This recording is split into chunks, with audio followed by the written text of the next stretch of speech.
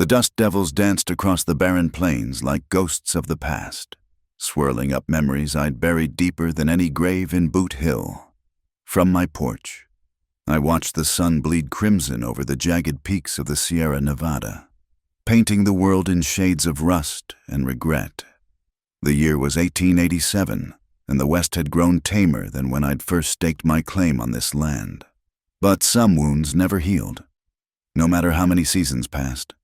My name is Samuel Hartley, and I own the largest cattle ranch in Carson Valley.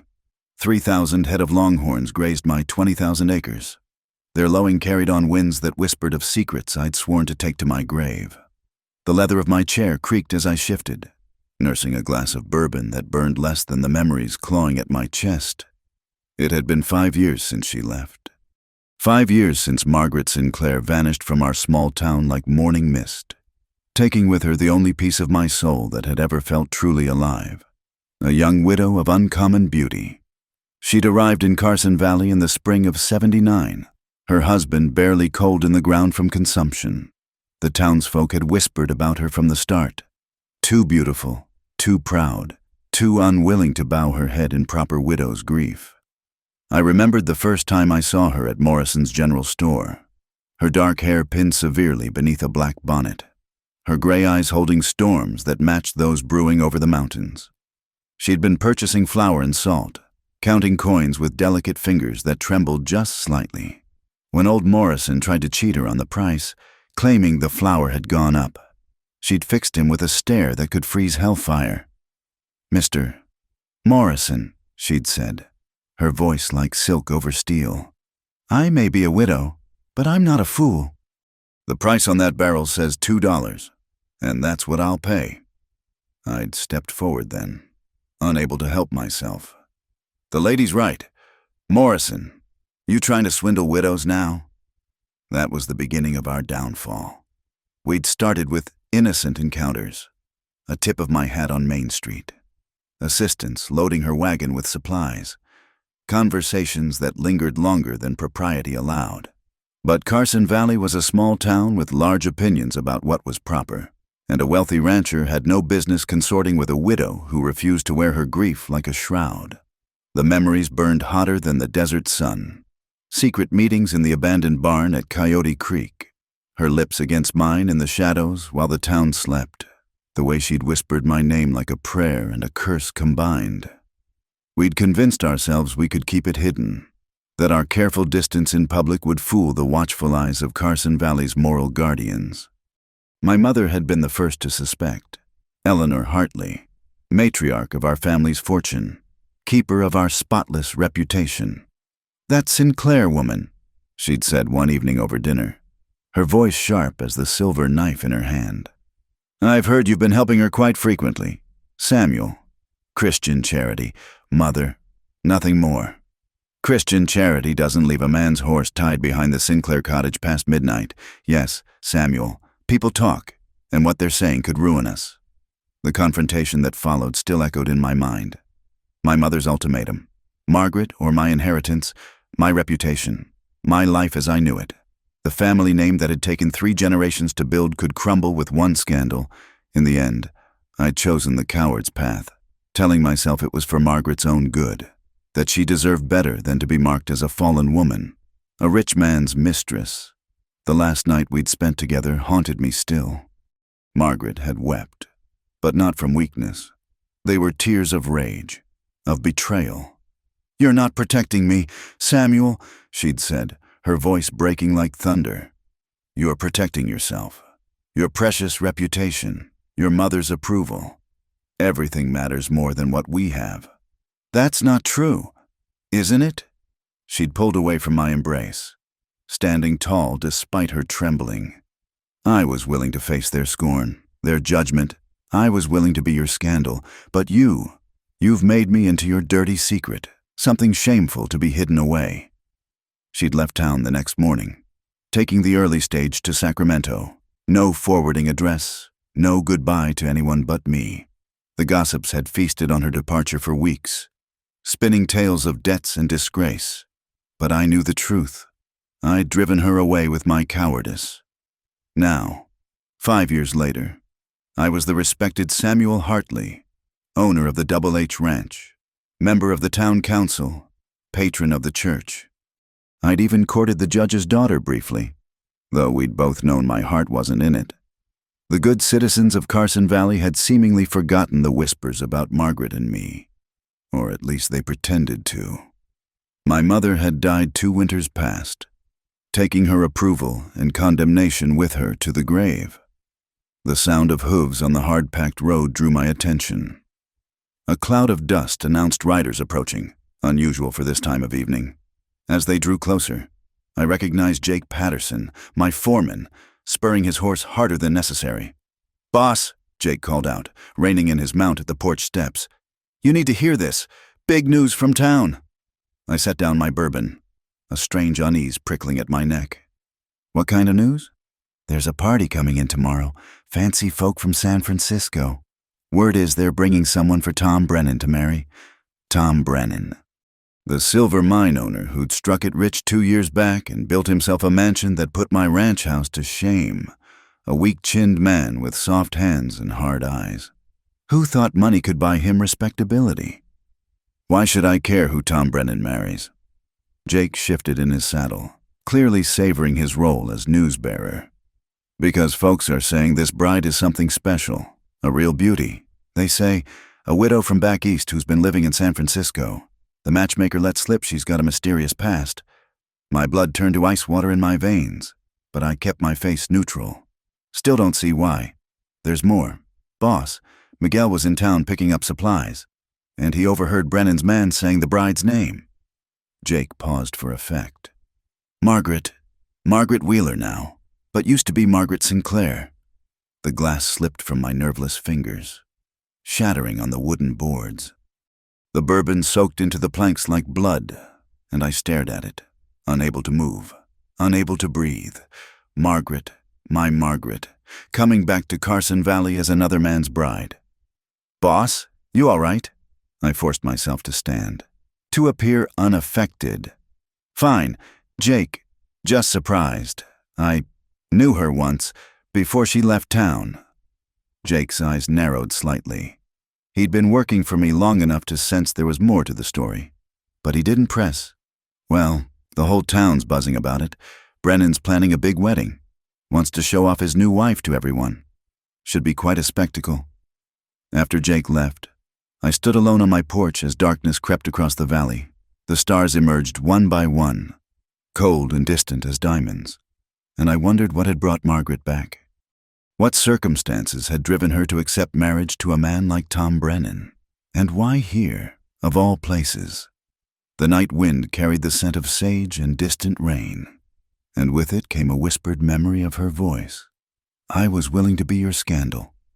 Now she would be another man's triumph, another man's wife, and I would have to watch it all unfold, maintaining my respectable facade while the woman I'd branded as my dirty secret returned to haunt me with her presence. I retrieved another glass and poured 3 fingers of bourbon, raising it to the dark horizon where tomorrow would bring its reckoning. "Welcome back, Margaret," I whispered to the night. "God help us both." The coyotes howled in the distance, their cries echoing off the canyon walls like accusations, and I drank deep, trying to drown the sound of my own cowardice calling back to me across the years. The small wooden church stood against the October sky like a prayer made manifest, its whitewashed walls gleaming in the afternoon sun.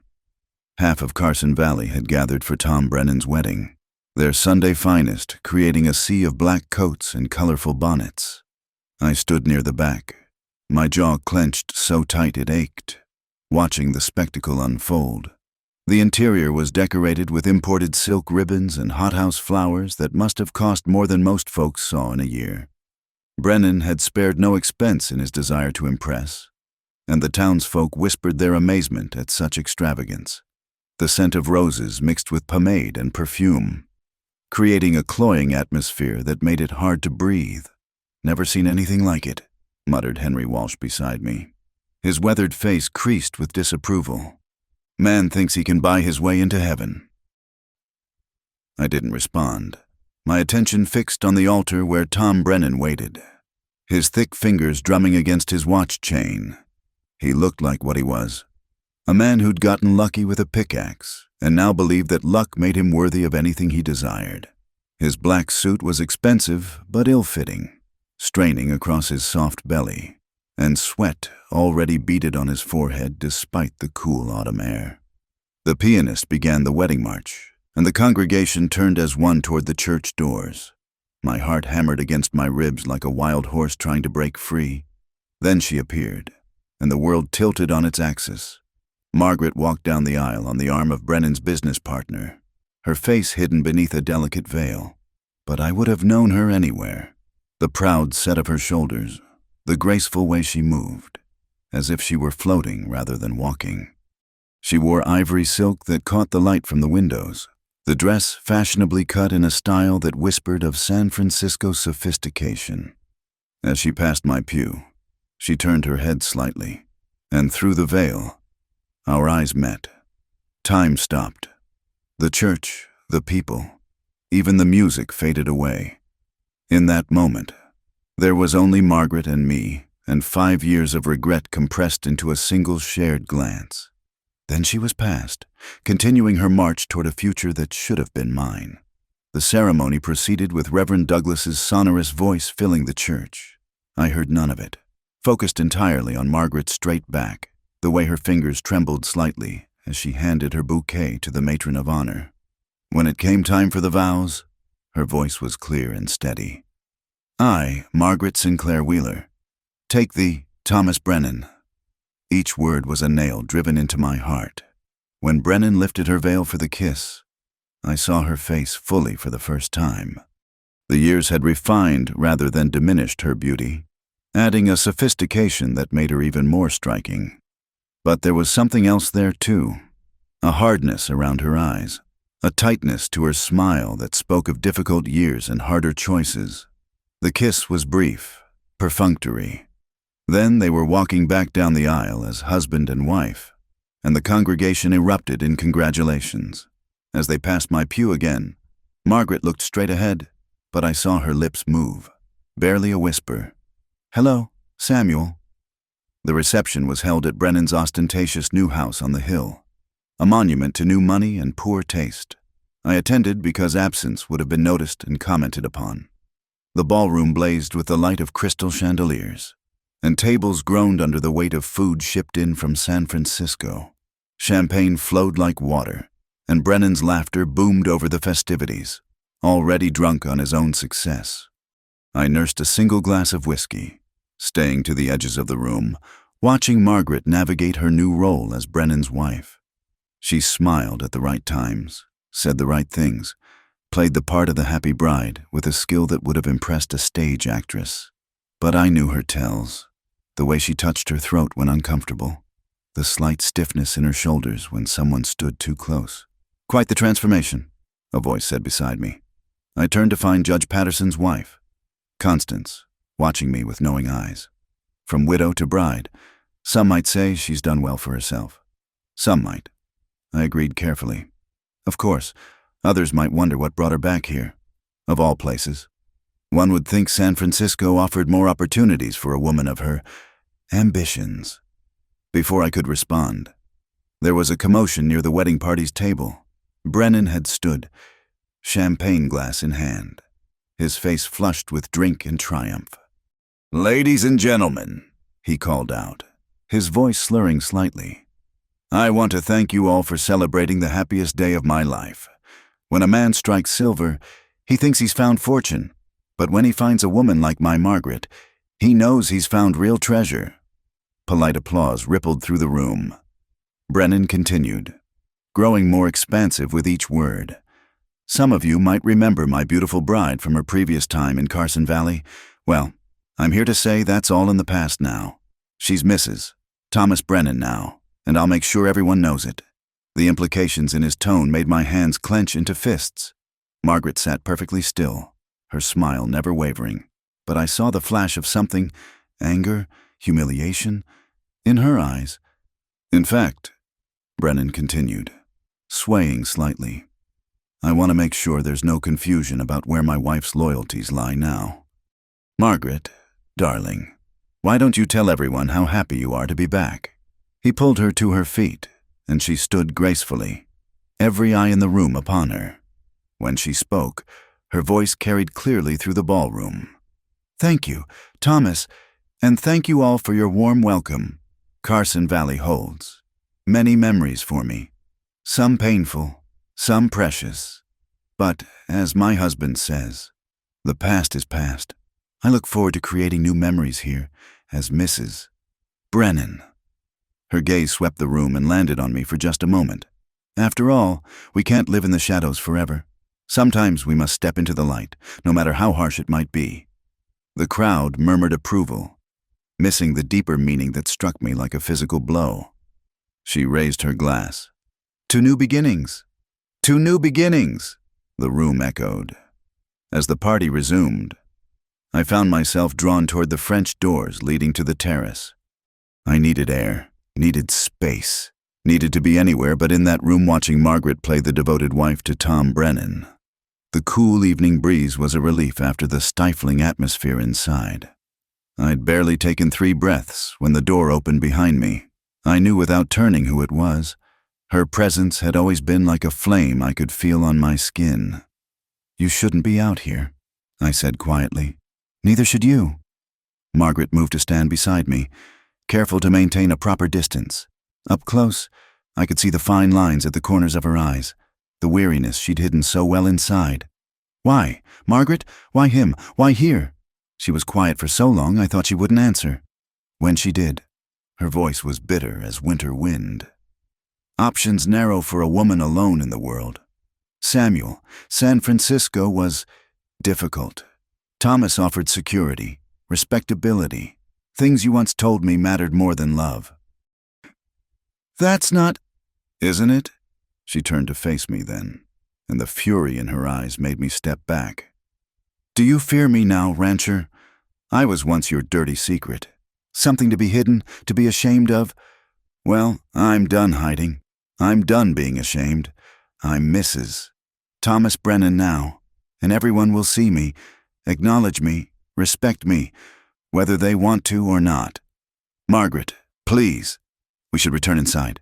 She cut me off, her voice suddenly formal. "People will notice." As she turned to go, I caught her arm gently. "I'm sorry.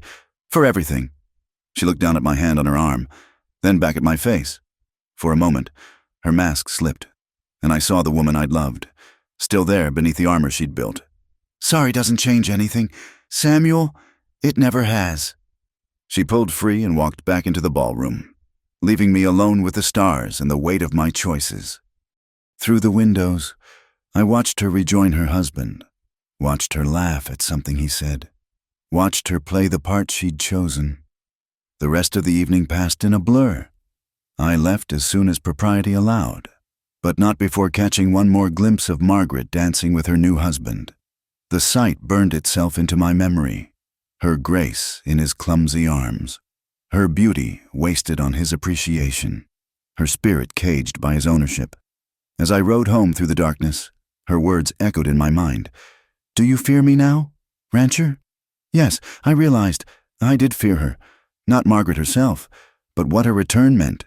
The carefully constructed life I'd built on the foundation of cowardice was about to be tested, and I had the terrible certainty that it would not survive the storm she'd brought with her.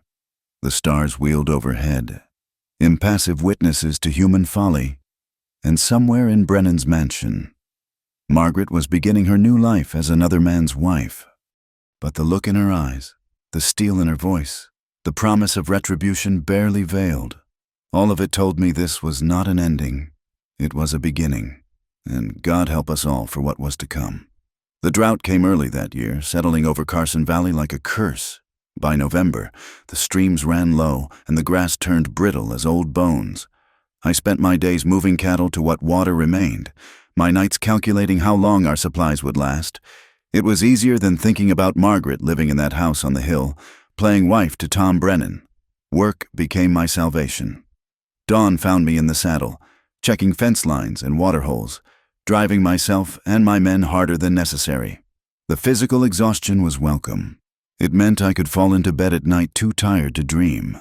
But even bone-deep weariness couldn't stop me from looking toward the lights of the Brennan mansion when darkness fell, wondering if she was happy, if she was safe, if she ever thought of me.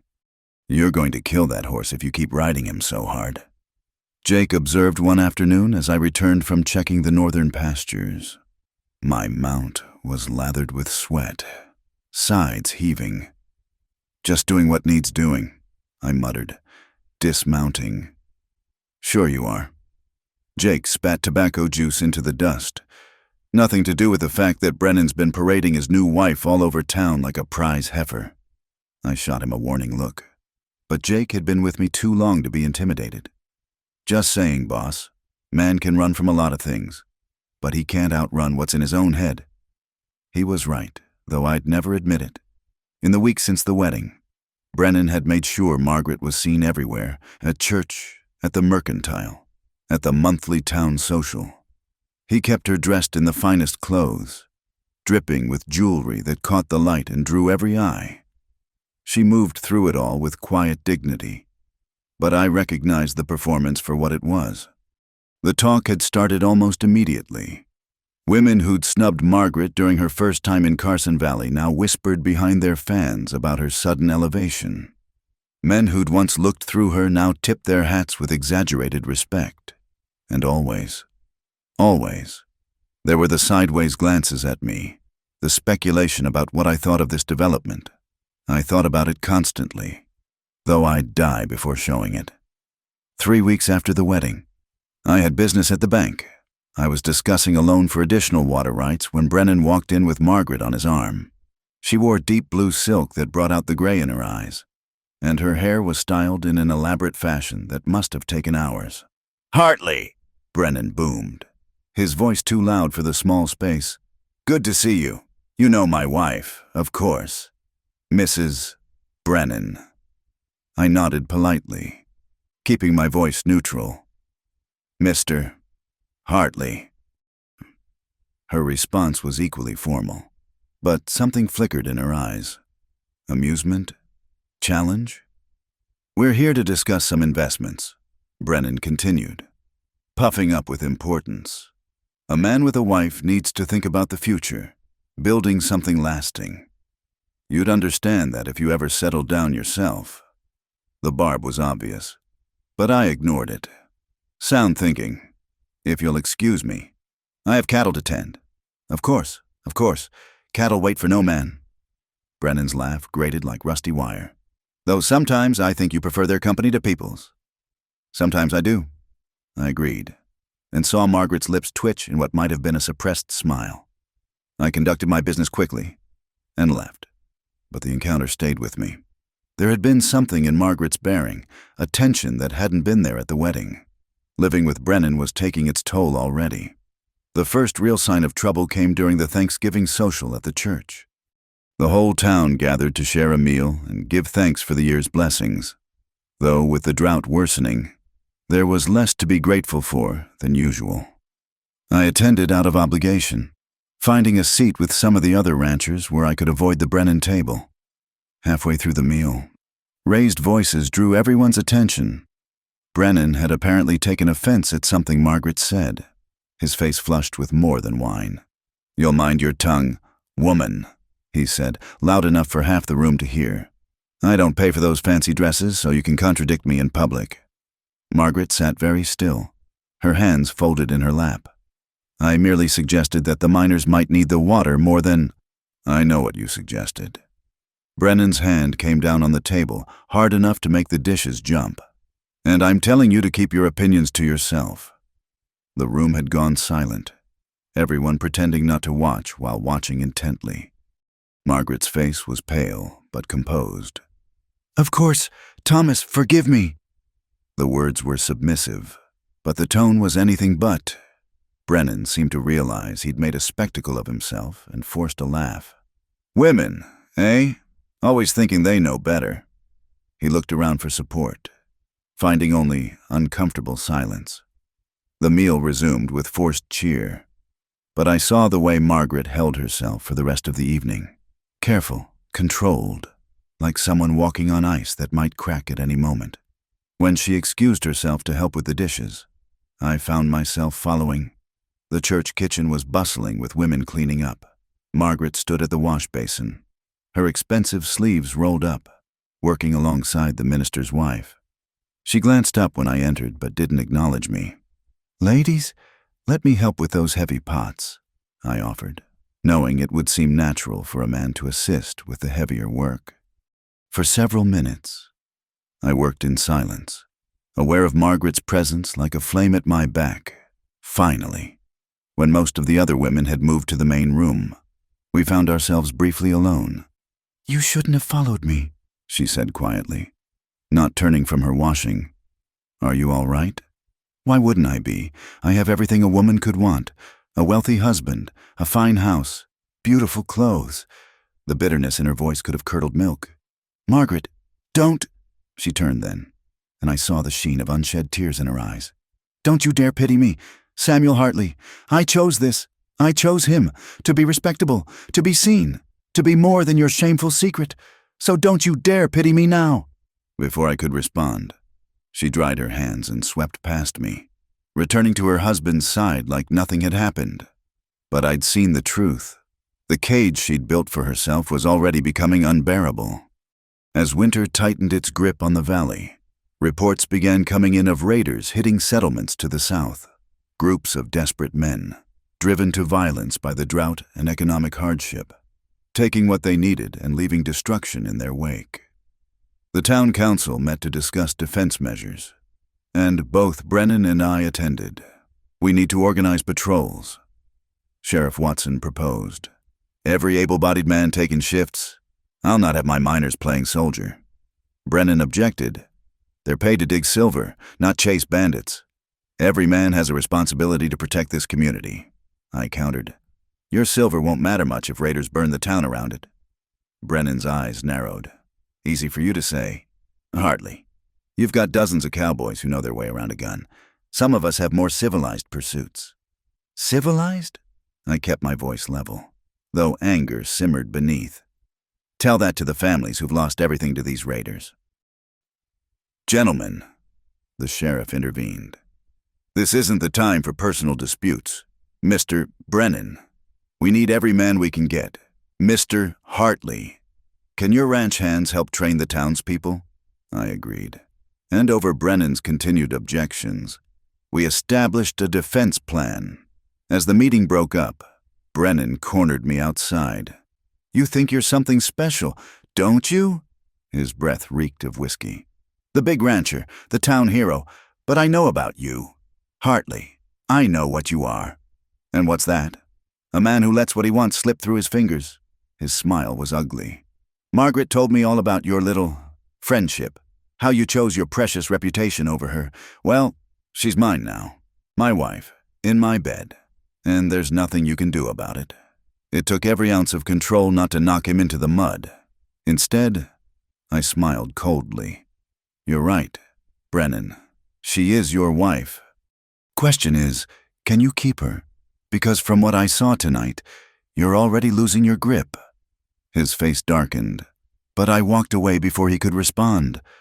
The threat of violence hung in the air between us like smoke from a distant fire, and I knew this was far from over. That night, as I sat on my porch despite the cold, I saw a light moving in the Brennan mansion, someone walking from room to room with a lamp. I imagined it was Margaret, restless in her gilded cage, and wondered if she could see my ranch from those windows, if she thought about what might have been. The moon rose over the mountains, casting everything in silver light, and somewhere in the distance, a coyote howled. Change was coming to Carson Valley, brought by drought and desperation and the unfinished business between three people who'd already destroyed too much in the name of propriety. I went inside and checked my rifle, cleaned my pistols, prepared for what was to come. Because whatever else happened, I wouldn't be caught unprepared again. Not by raiders, not by Brennan, and not by the woman who'd returned to haunt us all with the choices we'd made. The raiders struck on a moonless night in December, hitting the Peterson Ranch 10 miles south of town. By the time our patrol reached them, the barn was ashes, and old Pete Peterson lay dead in his dooryard. His wife Martha sat in the dirt beside him, too shocked for tears, while their daughter tried to salvage what she could from the burning house. 15 of them, maybe 20, Martha whispered when the sheriff questioned her. Came out of nowhere. Pete tried to fight. Her voice broke then, the reality setting in. I helped organize the men to fight the fires and secure what was left of the property. Throughout the long night, one thought kept returning. Carson Valley was no longer safe. The violence we'd heard about in distant towns had found us at last. The attack galvanized the town. Even Brennan couldn't refuse to contribute now, though he sent money rather than men, claiming his miners were needed to maintain production. The rest of us formed regular patrols, riding the boundaries of our community, watching for signs of the raiders' return. It was during one of these patrols that everything changed. I was riding the eastern border with Jake and 2 other men when we heard gunfire echoing off the canyon walls. Spurring our horses toward the sound, we crested a rise to see a sight that made my blood freeze: the Brennan carriage under attack, surrounded by masked riders. The driver was already down, sprawled motionless on the ground. Brennan himself cowered inside the carriage while 2 of his guards fired desperately at the circling raiders. And there, visible through the window, was Margaret. "Let's go!" I shouted, drawing my rifle. We charged down the slope, firing as we rode. The raiders, caught by surprise, wheeled to face us. Bullets whined past my head as I focused on reaching the carriage. One raider went down under Jake's shot, then another as our concentrated fire drove them back, but there were too many of them. As we reached the carriage, I saw Brennan trying to reload a pistol with shaking hands, more hindrance than help. Margaret had grabbed a rifle from somewhere and was trying to aim through the window, her face set with determination.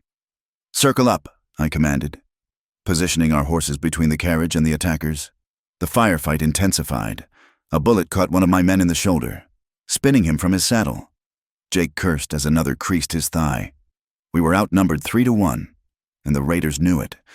Then I saw their leader, a giant of a man on a black horse, raising his rifle toward the carriage, toward Margaret. Without thinking, I spurred my horse between them, feeling the bullet tear through my side like a hot iron. The impact nearly knocked me from the saddle, but I managed to return fire, my shot catching him in the chest. The raiders' leader toppled from his horse, and suddenly the fight went out of them. They grabbed their wounded and fled, leaving us bloodied but alive in the dusty road. I slumped forward, pressing my hand to my side where blood seeped through my fingers. Through the roaring in my ears, I heard Margaret's voice. "Samuel! Oh God! Samuel!" She was out of the carriage, running toward me, her fine dress dragging in the dirt. I tried to straighten up, to tell her I was fine, but the world was tilting strangely. "Get back in the carriage," I managed to say. "Not safe." "Shut up, you fool!" Her hands were on me, supporting me as Jake helped lower me to the ground. "You stupid, noble fool. Why did you... couldn't let them... hurt you?" The words came out slurred. I was vaguely aware of Brennan finally emerging from the carriage, his face pale as parchment. "My God, Hartley, you saved us," he stammered. I don't know what to say." "Don't say anything." Margaret snapped at him. "Help me stop this bleeding." But Brennan just stood there, useless in his panic. It was Margaret who pressed her torn petticoat to my wound. Margaret who ordered Jake to bring whiskey from the carriage. Margaret who kept me conscious during the agonizing ride back to town. I spent the next week drifting in and out of fever dreams at Doc Morrison's. The bullet had gone clean through, missing anything vital, but infection nearly killed me anyway. Through it all, I had strange visions. Margaret's face floating above me, her cool hands on my burning forehead, her voice calling me back from the darkness. When I finally woke properly, weak but lucid, Jake was dozing in a chair beside my bed. "About time," he said when I stirred, trying to hide his relief behind gruffness. "You've been out for days." "The raiders? Haven't shown their faces since... losing their leader took the fight out of them. Seems like..." He paused, then added carefully, "You've had visitors." "Visitors? Half the town's been by to check on their hero, but mostly, he cleared his throat. Mrs. Brennan's been here every day. Caused quite a stir. Her sitting vigil over you. Brennan finally had to order her to stop coming. I closed my eyes, processing this. Did she seem? Like a woman watching someone she cares about dying, Jake said bluntly. Made folks remember things. Talk started up again about you two. Before I could respond, Doc Morrison bustled in. Ah, back with the living. Good, good. You're lucky. Hartley, that woman of Brennan's probably saved your life with her quick action. She's not my woman, I said automatically. Doc gave me a long look over his spectacles. No, could have fooled me. The way she fought to keep you alive. Never seen anything like it. Brennan had to practically drag her out of here. Over the next days, as I slowly regained my strength, I heard more about what had happened. Margaret had indeed been at my bedside constantly, helping Doc Morrison with my care, battling my fever through the worst nights. The town was divided between those who found it touching and those who found it scandalous. Brennan, for his part, was playing the grateful benefactor, publicly praising my heroism while privately, according to Jake, seething about his wife's behavior. He'd forbidden her to visit once I was out of immediate danger, and rumor had it their house had become a battleground. I was sitting up, finally able to take some broth, when Sheriff Watson arrived with unexpected news. That raider you shot, he said. Turns out he was wanted in 3 territories. There was a bounty on him, a substantial one. It's yours by rights. Give it to the Peterson widow, I said without hesitation. Watson nodded approvingly. Figured you'd say that. There's something else, though. We found papers on him. Seems someone's been feeding the raiders information about shipments, patrols, wealthy targets. A cold suspicion formed in my gut. Someone local? Has to be. They knew exactly when the Brennan carriage would be traveling that road, knew it would be carrying the mine payroll. Watson's expression was grim. We're looking into it, quiet-like. Don't want to spook whoever it is. After he left, I lay back, thinking. Someone had set up that attack. Someone who knew Brennan's schedule. But who would want to see Brennan robbed? Or dead? 3 days later, I was well enough to receive visitors properly. I was surprised when Constance Patterson arrived, the judge's wife who'd made those cutting remarks at the wedding. Mr. Hartley, she began without preamble. I owe you an apology, and perhaps a warning. I waited, saying nothing. I was unkind about Mrs. Brennan when she returned. I thought, well, it doesn't matter what I thought. What matters is what I've seen since. That woman loves you, Mr. Hartley. The whole town saw it when you were dying. Mrs. Patterson. Let me finish. Brennan saw it too. He's a weak man, but weak men can be the most dangerous when their pride is wounded. Be careful, both of you. She left me with much to think about. That evening, as the sun painted the mountains crimson, I heard a commotion outside. Looking through the window, I saw Margaret arguing with Doc Morrison on the porch. I have a right to see him. I saved his life. Mrs. Brennan, your husband was very clear. I don't care what Thomas said. Her voice was fierce with desperation. Please, doctor, just let me see for myself that he's all right. I couldn't stand it. Doc, I called out. Let her in. Margaret appeared in my doorway moments later, and for a long moment, we just looked at each other. She was paler than I remembered, with dark circles under her eyes, but still beautiful enough to stop my heart. You fool, she whispered. You absolute fool. You could have died. So could you. She moved into the room, stopping just out of reach. Why, Samuel, after everything, why risk your life for mine? I met her gaze steadily. You know why. Her composure cracked then, tears spilling down her cheeks. Don't say it. Don't make this harder than it already is. Margaret, I have to go. She backed toward the door. Thomas will be looking for me. I had to see you, to thank you, to...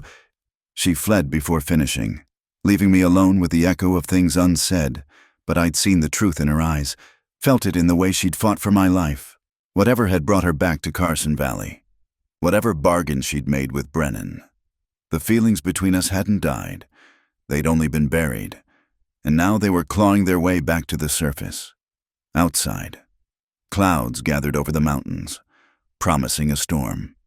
Change was coming to Carson Valley, and I had the feeling that my bullet wound would be the least of my scars before it was over. The whispers started as a trickle and became a flood. By Christmas, all of Carson Valley buzzed with speculation about what had transpired during my recovery.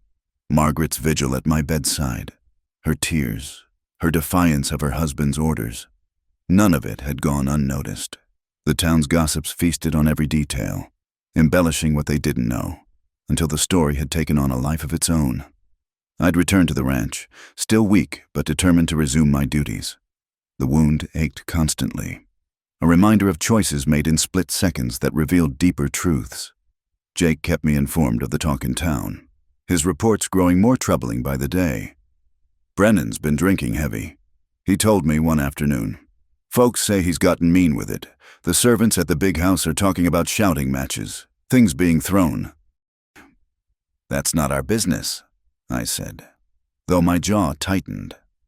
Maybe not, but when a man starts asking questions about you and his wife, hiring strangers to dig into the past. Jake let the implication hang. Just saying, boss, man like that, feeling cornered, no telling what he might do.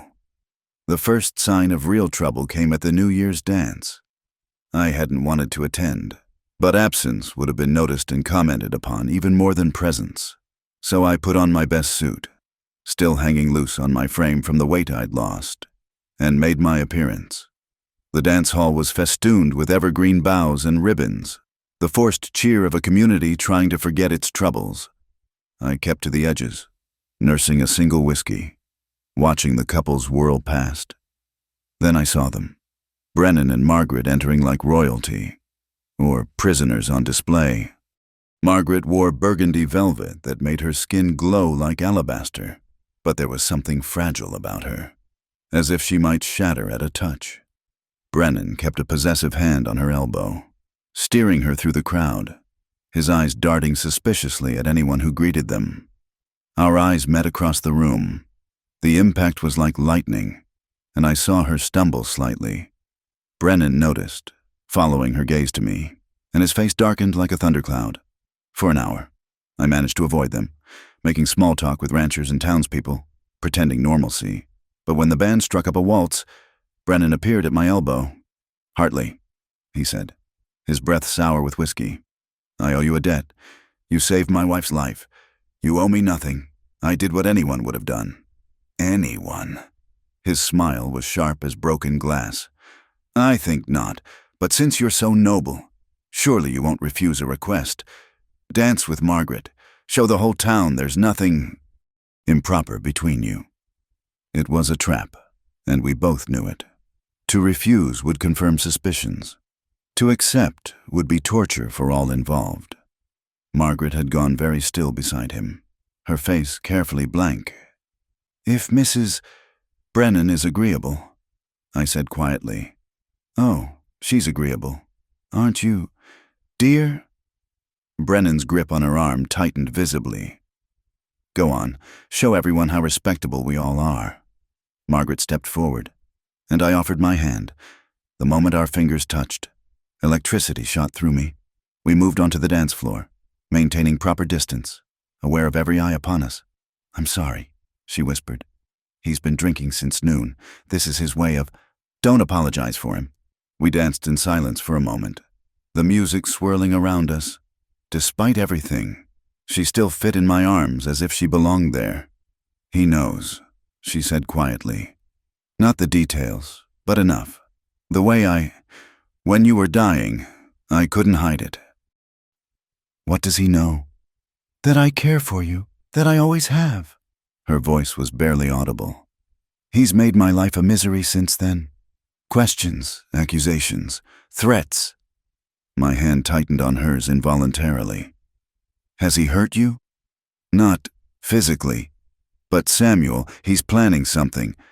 I don't know what, but he's had meetings with strange men, whispered conversations that stop when I enter the room. Before I could respond, the music ended.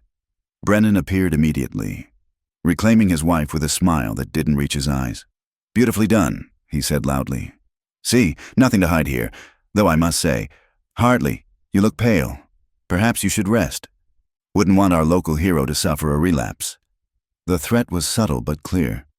I bowed slightly to Margaret, not trusting my voice, and retreated to the edge of the room. But Brennan wasn't finished with his performance. As the evening progressed, his drinking worsened. He grew louder, more belligerent, making cutting remarks about everything from Margaret's dress to her dancing. She bore it all with quiet dignity, but I saw the strain in her shoulders, the way her hands trembled when she thought no one was looking. Then, during a break in the music, Brennan's voice rose above the crowd's chatter. "You know what I find amusing?" He swayed on his feet, addressing the room at large. "How this town pretends to be so moral, so upright. But scratch the surface, and what do you find? Secrets, lies, women who can't be trusted, and men who covet what isn't theirs." The room had gone quiet, everyone sensing the danger in his words. "Take my wife, for instance," he continued, grabbing Margaret's wrist when she tried to move away. "Beautiful, isn't she? So devoted, so faithful. Or is she?" "Thomas, please," Margaret said quietly. "You've had too much to drink." "Have I?" He laughed, an ugly sound. "Maybe I haven't had enough. Maybe if I drink more, I'll forget how you looked at him, how you cried over him, how you—" "That's enough, Brennan." I stepped forward, unable to watch any longer. "Ah, the hero speaks." Brennan turned on me, nearly stumbling. "Tell me, Hartley, what's it like to pine for another man's wife? To know she shares my bed, not yours?" Gasps rippled through the crowd. Margaret's face had gone white as paper. "You're drunk," I said evenly. "Let me help you get home." "I don't need your help," Brennan shouted. "I don't need anything from you except the truth. Were you lovers before, when she lived here? Were you—" The question hung in the air like a loaded gun. I felt the weight of the town's attention, the hunger for scandal, the judgment waiting to fall. "Your wife was a respectable widow when she lived here before," I said clearly. "Whatever gossip you've heard is just that, gossip. Now let's get you home before you say something you'll regret more than you already will." For a moment, Brennan wavered. Then Sheriff Watson stepped in, taking his arm firmly. "Come on, Tom. Time to call it a night." Between Watson and two other men, they managed to get Brennan outside. Margaret stood frozen in the center of the room, tears streaming down her face, bearing the weight of everyone's stares. Without thinking, I moved to her side. "Let me take you home," I said quietly. She shook her head. "That would only make things worse." "Worse than this?" She looked up at me then, and the despair in her eyes was like a knife to the heart. "You don't understand. He's not just drunk. He's been planning, preparing. Tonight was meant to humiliate me, but it's only the beginning. He wants to destroy us both. Margaret, stay away from me. Samuel, please, for both our sakes, stay away." She gathered her skirts and fled, leaving me standing alone in a room full of shocked faces and knowing looks. By the next morning, the entire town knew about Brennan's drunken accusations. Sides were already forming, those who believed there was truth to his words and those who thought he was simply a jealous drunk. But everyone agreed on one thing. The situation was a powder keg waiting for a spark. Jake met me at the ranch with troubling news. "Those strangers Brennan's been meeting? I recognized one of them in town this morning. Ben Coulter. He's a gun for hire out of Tombstone." "You're sure?" "Dead sure. Saw him shoot a man in Tucson 2 years back over a card game. If Brennan's brought in Coulter, he's not planning anything good." I spent the day working, trying to think clearly through the implications. Brennan felt humiliated, cuckolded in the eyes of the town, whether it was true or not. A man like that, with money and wounded pride, was capable of anything. That night, unable to sleep, I sat on my porch watching storm clouds mass over the mountains. The air was heavy with electricity, that feeling before lightning strikes. Change was coming. Violence was coming. And all because two people had once loved each other and been too afraid to fight for it. Somewhere in that mansion on the hill, Margaret was trapped with a man whose love had turned to possession, whose pride had become poison. And I sat here, bound by the same propriety that had separated us before, watching disaster approach like a runaway train.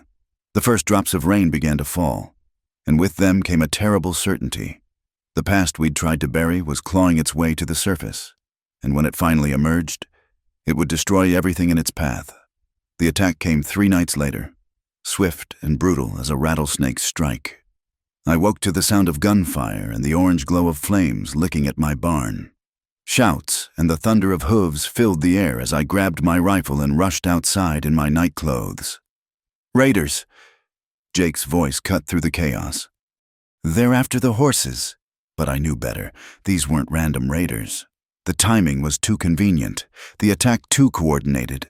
As I ran toward the burning barn, I saw them, masked figures moving with military precision, driving my prize breeding stock toward the canyon while others kept my men pinned down with rifle fire. "The house!" someone shouted. "They're at the main house!" I turned to see flames erupting from my kitchen windows. They were trying to burn me out completely. Fury rose in my chest as I fired at the nearest raider, watching him spin and fall from his horse.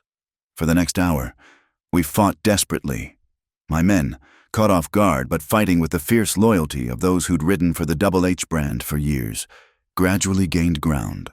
But the damage was mounting, the barn fully engulfed, part of the house burning, dozens of horses scattered to the winds. Through the smoke and confusion, I caught sight of a familiar figure directing the raiders from a rise above the ranch. Ben Coulter, the gun-for-hire Jake had identified, which meant this wasn't random violence. This was Brennan's revenge. "Jake," I called out, "take 5 men and circle around to the canyon. Cut them off before they get away with the horses." As the tide turned against them, the raiders began to retreat. We pursued them to the edge of my property, but they scattered into the darkness like smoke. By dawn, we'd recaptured most of the horses and saved the main structure of the house, but the barn was ashes and 2 of my men were wounded. I stood surveying the damage as the sun rose, tasting ashes and defeat. Sheriff Watson arrived with a small posse, his face grim. "Same group that's been terrorizing the valley," he said, though his eyes said he suspected more. "You get a good look at any of them?" They were masked. I met his gaze steadily. "But I'd bet my remaining stock that Ben Coulter was leading them." Watson's eyebrows rose. "Coulter, you're sure? Dead sure? That's a serious accusation. Sam, Coulter's been seen in town, but he's working for—" He stopped, understanding dawning. "For Brennan, I know. I kicked at a smoldering timber. Can't prove it, though." Watson was quiet for a long moment. "Tom Brennan's a respected man in this town. Accusing him without proof? I'm not accusing anyone, just stating facts. Coulter was here. My ranch was targeted specifically. Draw your own conclusions." After Watson left, I gathered my men. We'd rebuild, I told them, stronger than before. But privately, I knew this was just the beginning. Brennan had drawn first blood.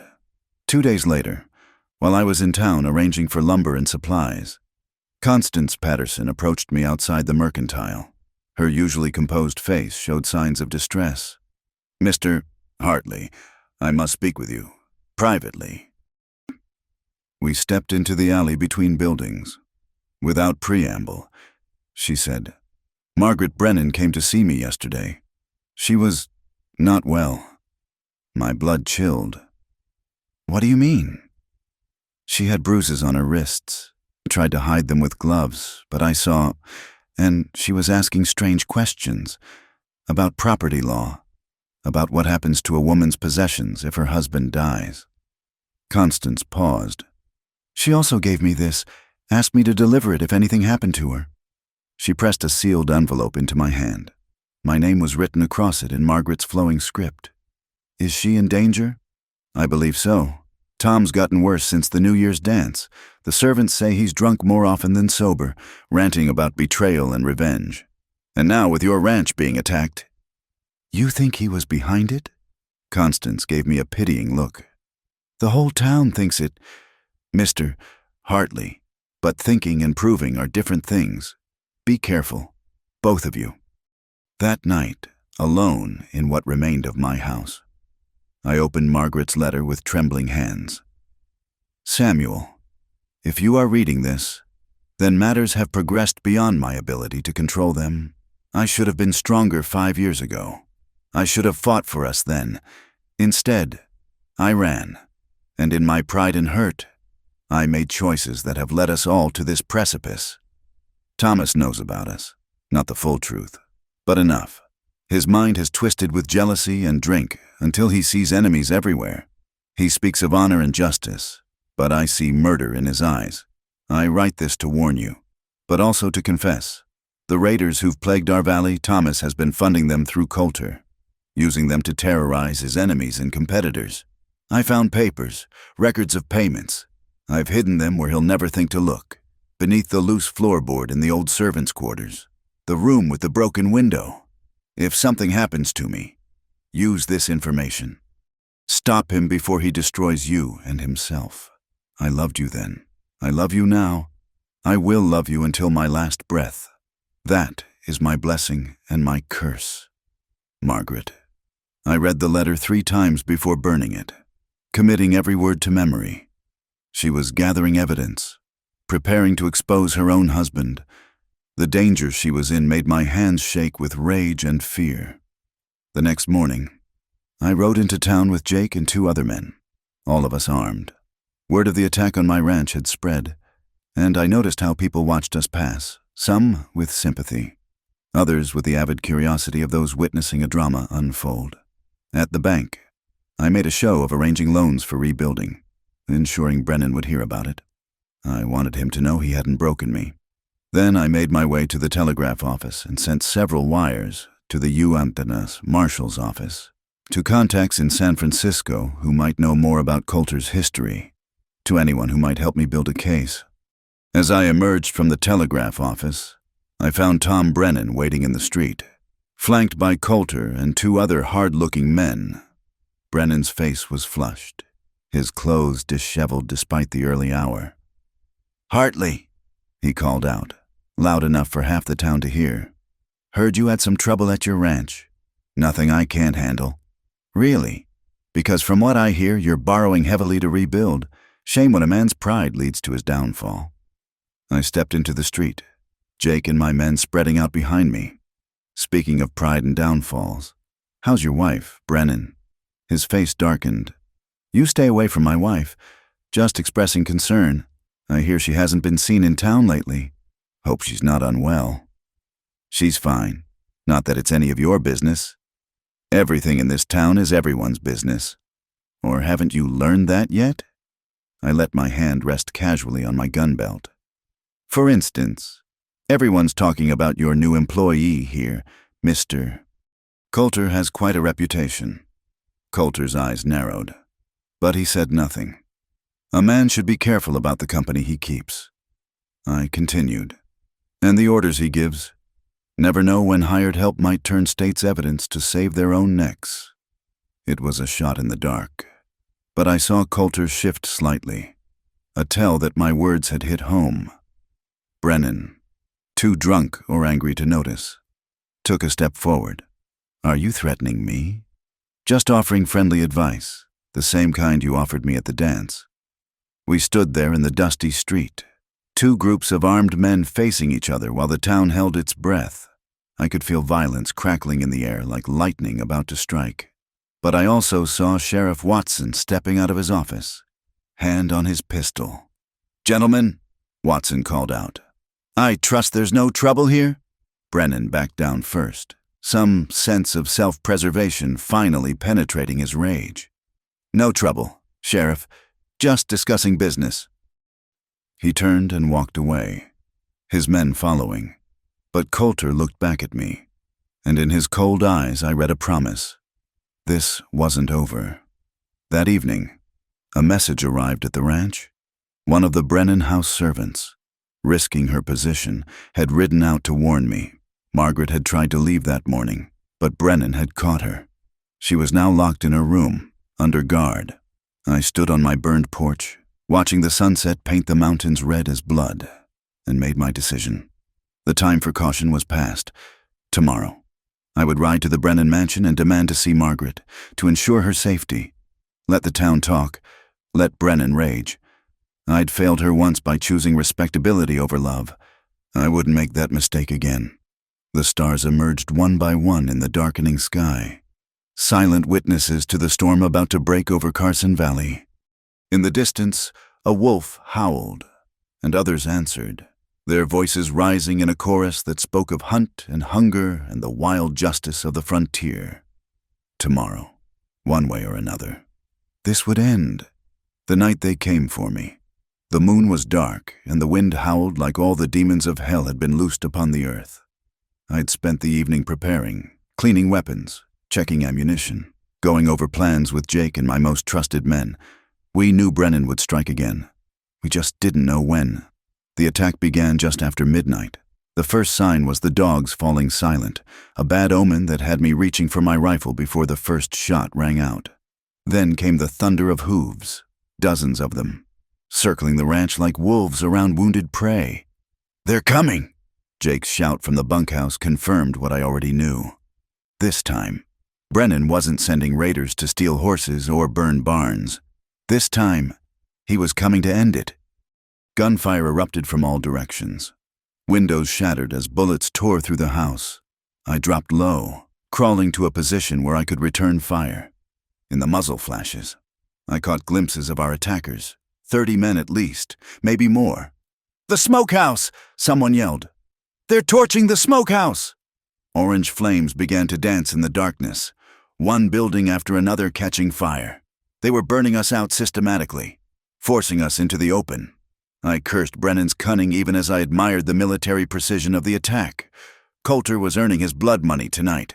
For an hour, we held them off, my men fighting with desperate courage, but we were outnumbered 3-1, and they had us surrounded. One by one, our defensive positions were overrun. Bill Thompson went down with a bullet in his chest. Young Charlie McKenna screamed as fire consumed the stable where he'd taken shelter. Then I saw her. Through the smoke and chaos, Margaret appeared like a ghost at the edge of the firelight.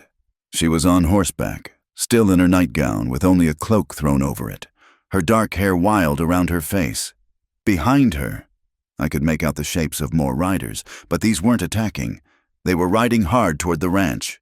"The town!" Jake shouted from somewhere to my left. "It's the town militia!" Sheriff Watson led them, with Judge Patterson and Doc Morrison and dozens of other townsmen. They crashed into Brennan's mercenaries from behind, the surprise attack throwing the raiders into confusion. The tide of battle turned in an instant. In the melee that followed, I fought my way toward Margaret. She'd dismounted and taken shelter behind an overturned wagon, a borrowed pistol in her hand. Her face was bruised, her lips split, but her eyes blazed with fierce determination. "Margaret, what are you doing here?" "Saving your stubborn hide," she shouted back over the gunfire. I escaped when the shooting started, rode straight to town for help. A raider charged our position. Margaret raised her pistol and fired, the shot catching him in the shoulder and spinning him around. I finished him with my rifle, then grabbed her arm. "We need to move. The wagon won't—" The explosion knocked us both to the ground. Someone had thrown dynamite, turning the wagon into deadly splinters. My ears rang as I pulled Margaret behind the ruins of my chicken coop, blood running from a dozen small wounds where wood fragments had found their mark. Through the smoke, I saw him, Tom Brennan, mounted on his expensive black stallion, directing his men like some mad general. His face was twisted with rage and triumph as he watched my home burn. "There!" he screamed, pointing toward our position. "There they are! Kill them both!" But his men were breaking. The town militia had them flanked, and Sheriff Watson's deputies were picking them off with deadly accuracy. Some threw down their weapons, others fled into the night. Coulter, the pragmatist, was already riding hard for the horizon with his remaining gunmen. Brennan, abandoned by his mercenaries, went mad with fury. He spurred his horse toward us, a revolver in each hand, screaming incoherently. I pushed Margaret down and stood to meet him, my rifle steady despite my wounds. "Samuel, no!" Margaret cried. Brennan fired first, the bullet whining past my ear. My shot was better aimed, catching his horse in the chest. The animal screamed and went down, throwing Brennan hard into the dirt. He rolled, came up still clutching one pistol, and our eyes met across 20 feet of firelit ground. "You took everything from me," he snarled, raising his weapon. Time slowed. I saw his finger tighten on the trigger, saw my death in his eyes. Then another shot rang out, and Brennan staggered. He looked down in surprise at the spreading red stain on his white shirt, then up at Margaret, who stood with her smoking pistol still raised. "No," she said quietly. "You took everything from yourself." Brennan fell to his knees, the gun dropping from nerveless fingers. He looked at his wife with something that might have been understanding, or perhaps just surprise that she'd found the courage he'd never believed she possessed. Then he pitched forward into the dust and moved no more. The battle was over. In the sudden silence, we could hear the crackle of flames and the moans of the wounded. Sheriff Watson approached, his face grave as he looked down at Brennan's body. "Self-defense," he said firmly. "Everyone here saw it. Man was trying to murder you both." Margaret dropped the pistol and swayed on her feet. I caught her before she could fall, pulling her against me as she shook with delayed reaction. Around us, the townsmen were rounding up the surviving raiders, while my men worked desperately to save what they could from the fires. "It's over," I whispered into her hair. "It's finally over." But the cost was terrible. As dawn broke over the devastation, we counted our losses. 3 of my men dead, 5 more wounded, half my buildings destroyed. The ranch I'd spent years building lay in ruins around us.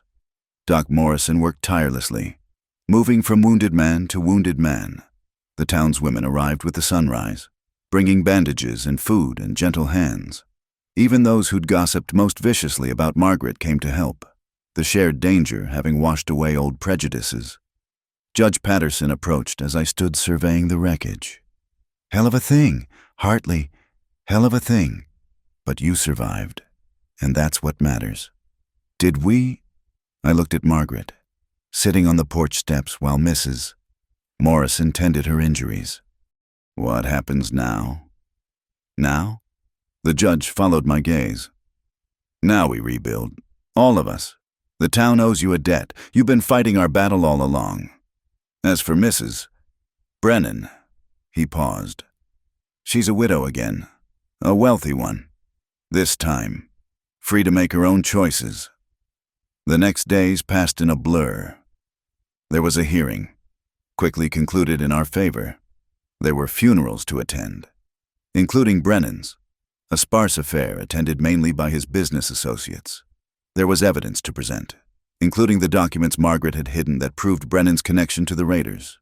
Through it all, Margaret stayed at the ranch. At first, it was necessity. She had nowhere else to go, and her injuries needed tending. But as the days turned to weeks, it became clear to everyone that she wasn't leaving. We worked side by side in the rebuilding. She traded her fine dresses for practical clothes. Her soft hands grew calloused from handling lumber and nails. The woman who'd returned as Brennan's ornamental bride revealed the steel beneath, the strength that had always been there but hidden. One evening, as we sat on the newly rebuilt porch watching the sunset, she spoke the words that had hung unspoken between us. "I won't be your secret again, Samuel. I'm not asking you to be." "Then what are you asking?" I took her hand, feeling the new calluses, the strength in her grip. "I'm asking you to be my partner, my wife, when you're ready, in full view of everyone. Consequences be damned." She was quiet for so long I thought she might refuse. Then she turned to face me, and in her eyes I saw not the bitter widow who'd returned for revenge, but the woman I'd loved and lost and found again. "The town will talk. Let them. Your reputation is already ruined. According to the gossips, might as well make an honest scandal of it. She laughed then, the first real laugh I'd heard from her since her return. "You've changed, Samuel Hartley. Maybe I finally remembered what matters." As the stars came out overhead, she leaned into me, and we sat in comfortable silence.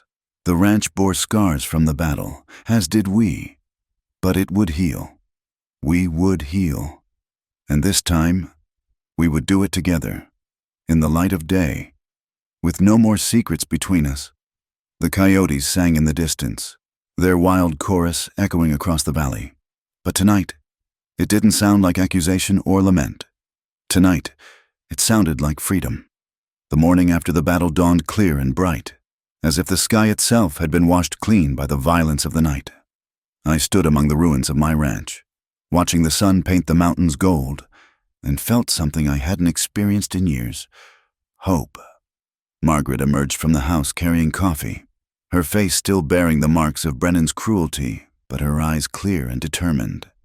She'd traded her widow's weeds for a simple calico dress borrowed from Jake's wife, and somehow she looked more beautiful than ever.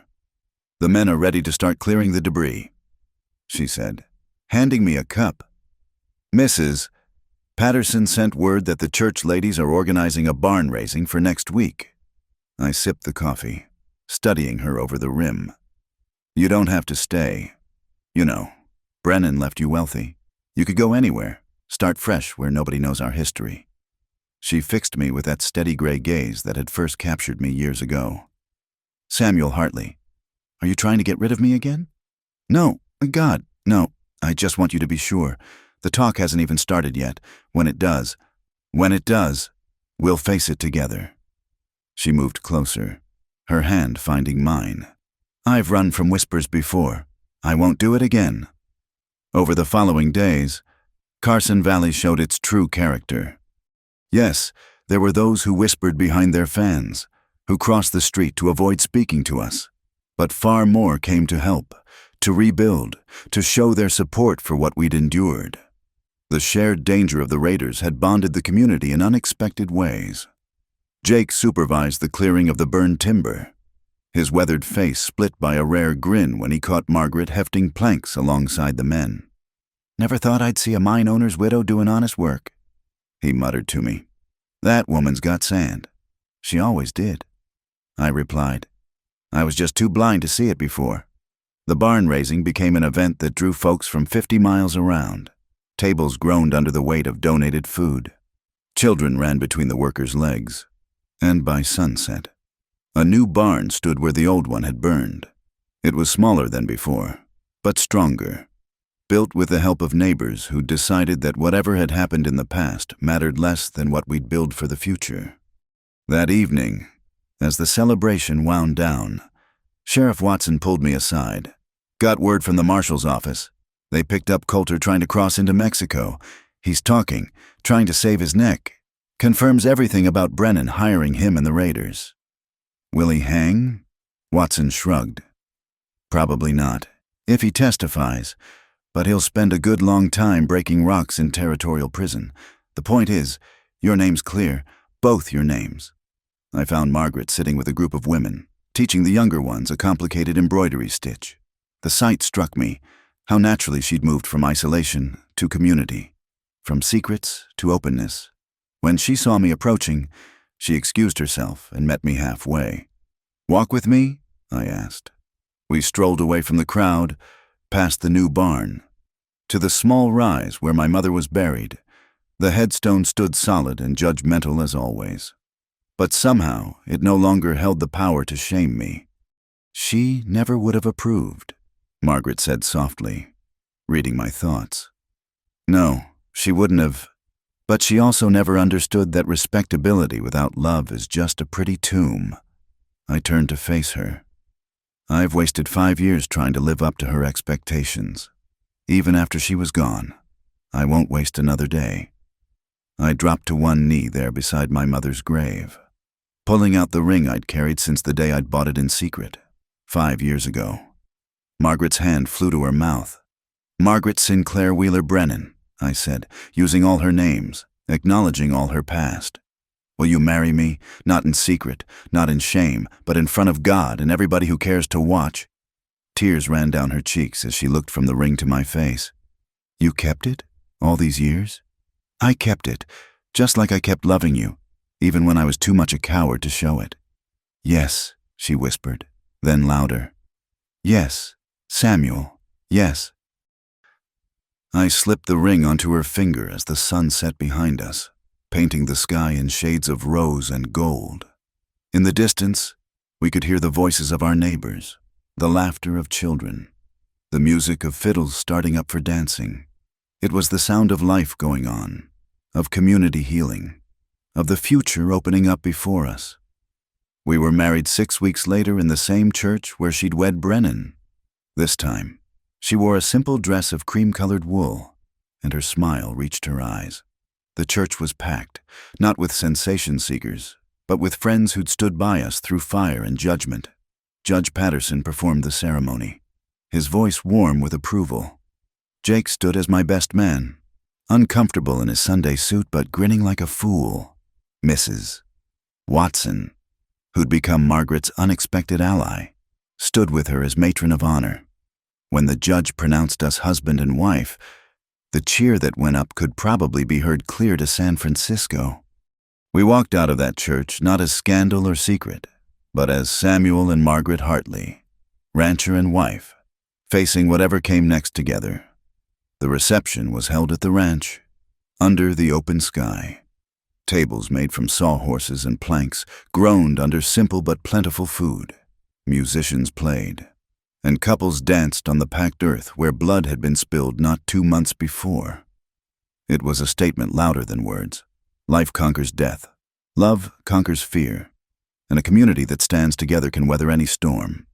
As the evening wore on, I found myself standing with Margaret on the same porch where I'd spent so many evenings alone, nursing whiskey and regrets. Now, watching our guests celebrate, feeling my wife's hand in mine. Those lonely years seemed like a different lifetime. Do you ever wonder what would have happened if we'd been brave enough the first time? She asked. No point in wondering. We can't change the past. No, but we can learn from it. She leaned into me, her voice thoughtful. Perhaps we needed those years. Perhaps we had to lose each other to understand what we really had. Perhaps we were just young and foolish and scared. She laughed softly. That too. As the moon rose over the mountains, casting silver light across the valley, I thought about the journey that had brought us here. The secrets and shame, the violence and loss, the price paid in blood and tears for the courage to love openly.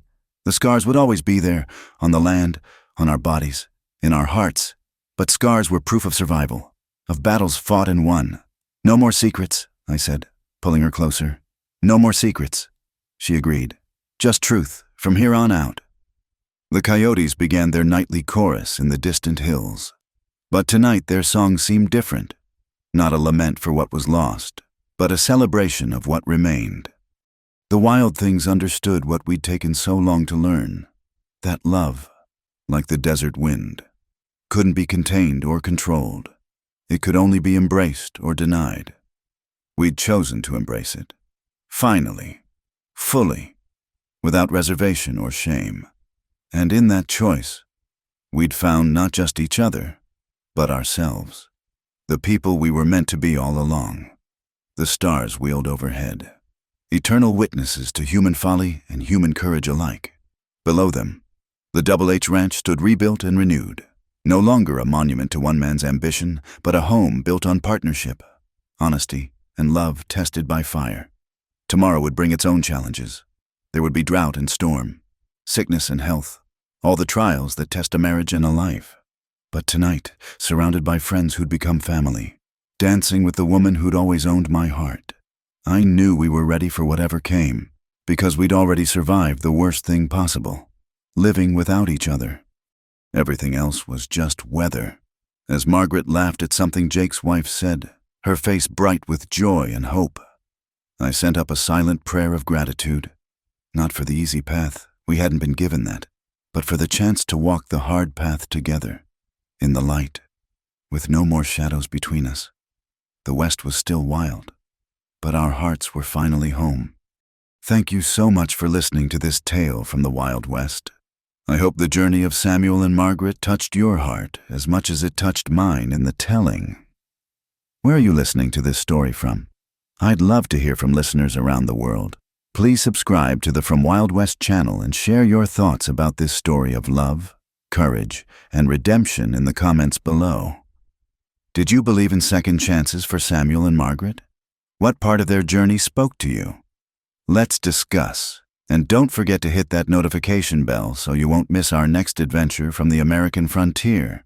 Until then, partners, keep riding toward your own sunrise.